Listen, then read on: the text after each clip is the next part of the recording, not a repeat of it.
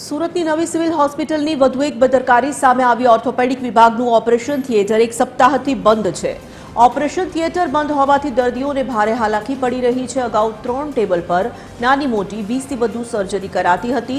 હાલમાં એક ટેબલ પર 8થી 10 સર્જરી થતા દર્દીઓને હાલાકી પડી રહી છે।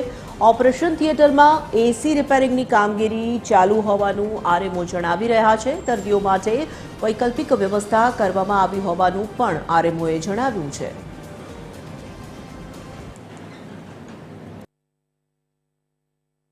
પીઆઈયુ ઇલેક્ટ્રિક દ્વારા એના કંપનીના એન્જિનિયરને બોલાવીને તપાસ કરતાં એમાં કોમ્પ્રેસરની ખામી સર્જાયેલી હતી અને કોમ્પ્રેસર નવું નાખવાનું હતું।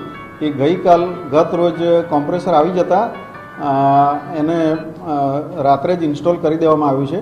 આજે ટેસ્ટિંગ કરશે અને મોટેભાગે કાલથી એ ઓપરેશન થિયેટર ચાલુ થઈ જશે અને આ એક અઠવાડિયું બંધ રહ્યું તે દરમિયાન એક સર્જિકલ ઓપરેશન થિયેટર ઇમરજન્સી માટે રાખેલું હતું। એમાં ઓર્થોપેડિકના ઓપરેશનો થાય એવી વૈકલ્પિક વ્યવસ્થા કરેલી હતી।